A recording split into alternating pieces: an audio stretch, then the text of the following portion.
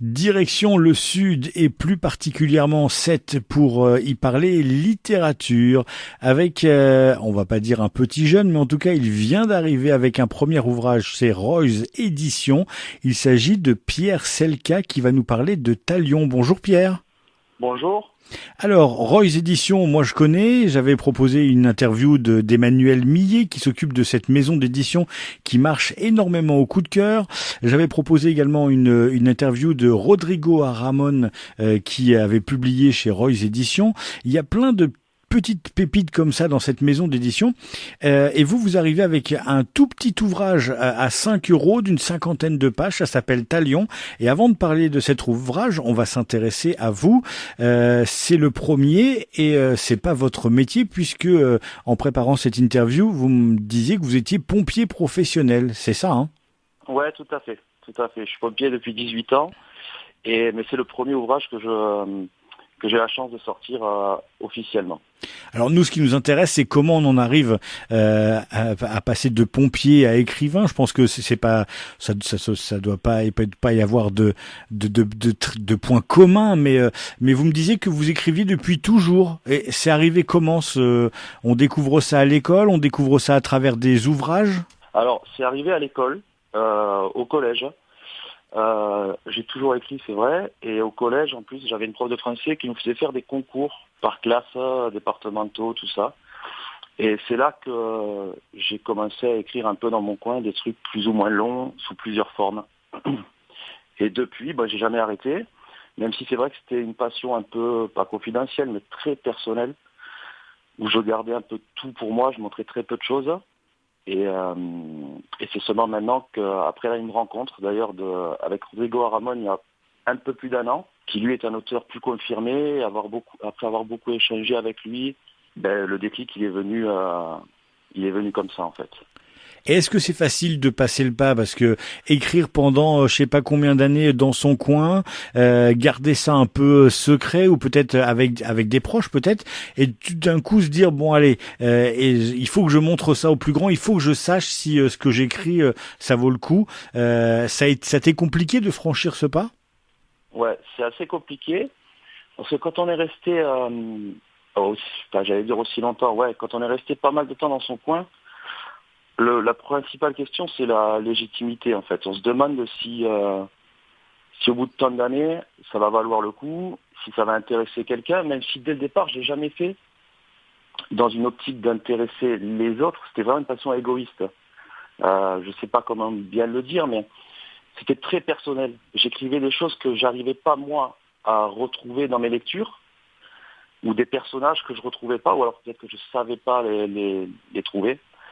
Et donc je comblais ce besoin-là en fait en écrivant. Et donc ça fait des textes que vous avez sûrement emmagasinés et emmagasinés. Du coup, cette rencontre avec Rodrigo Aramon, c'était quelque chose que vous avez planifié ou c'est par pur hasard?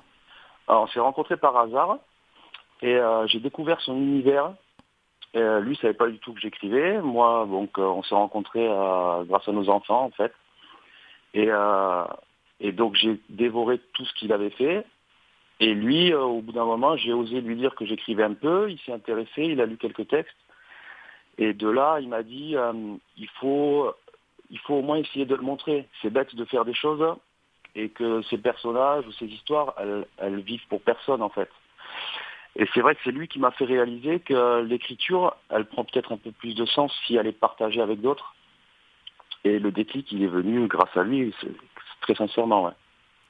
Vous aviez jamais pris de cours ou essayé de savoir si vos textes pouvaient être améliorés ou changés, s'il y avait des techniques, comme on peut dire, entre guillemets, qui pouvaient être apportées à vos textes?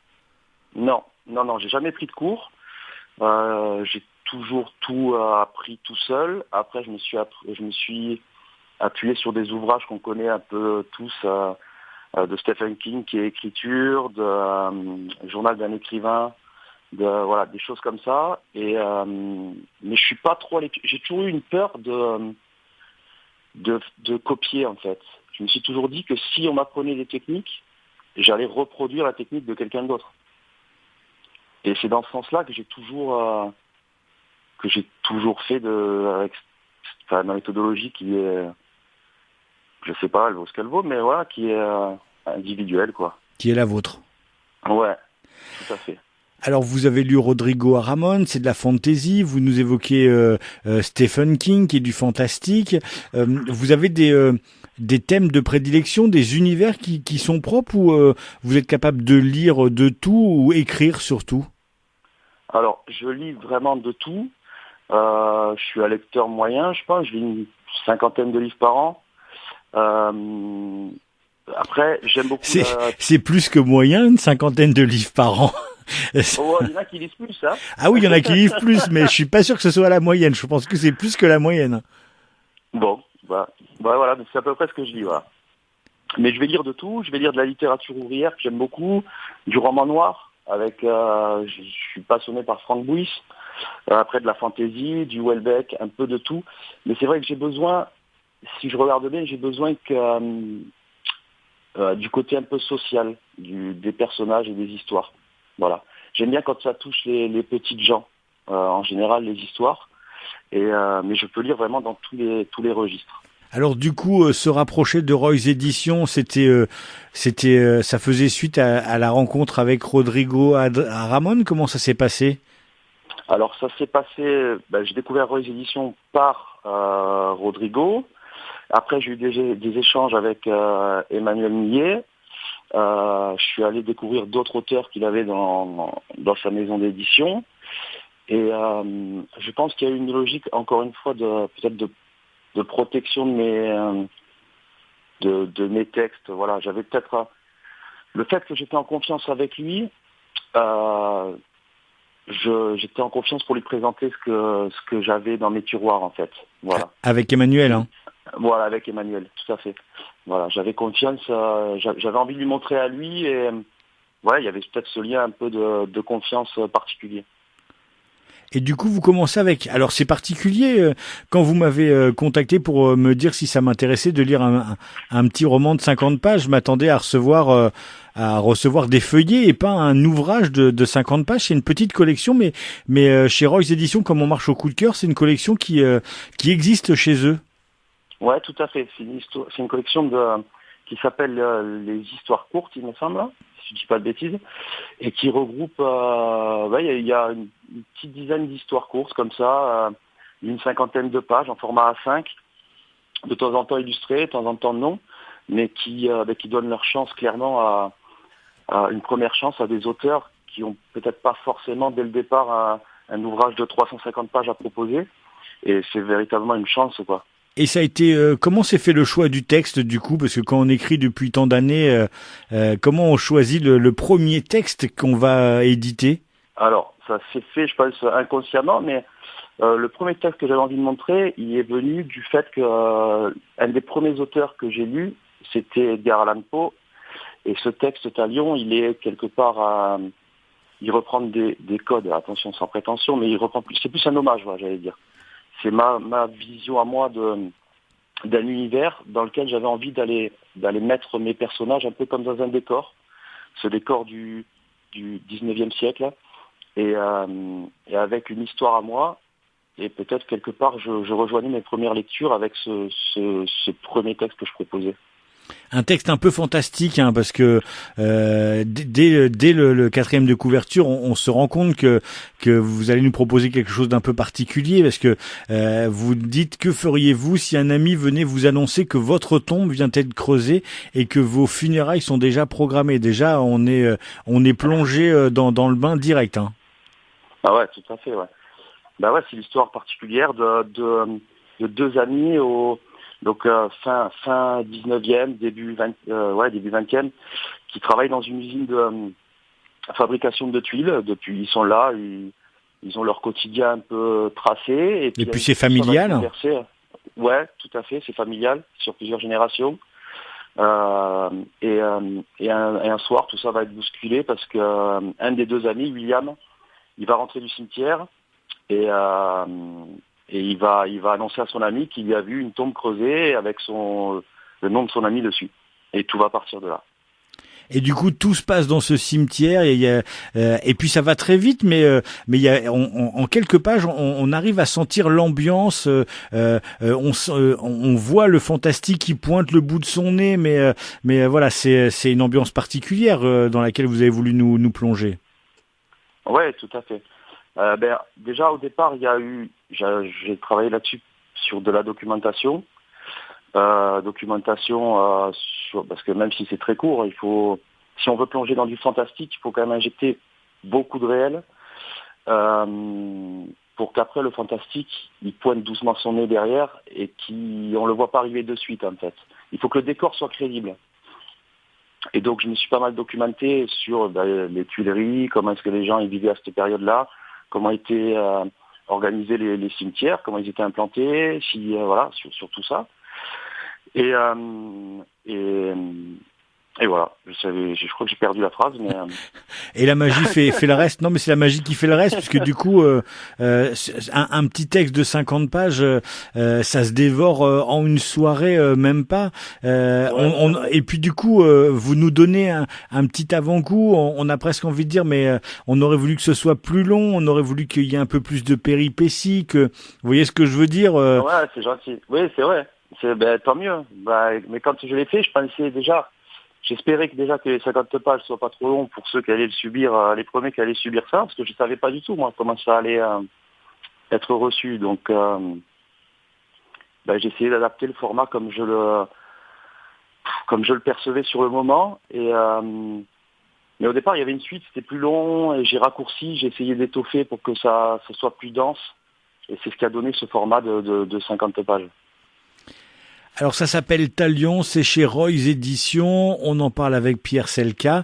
Du coup, un premier ouvrage, est-ce que ça veut dire qu'il y en a d'autres? Parce que est-ce que ce premier pas a rempli un désir ou une envie d'aller encore plus loin et de proposer des romans plus étoffés et plus gros? Oui, clairement. Après, est-ce que ça se fera? C'est difficile à dire pour l'instant. Pour l'instant, j'ai fait que 50 pages. Il va falloir que j'ai deux gros projets en gestation qui sont que je laisse mûrir depuis un certain moment maintenant. Un qui est un peu plus littérature blanche et un qui est un peu plus fantastique, fantasy. Des histoires des personnages que j'ai dans la tête depuis un petit moment.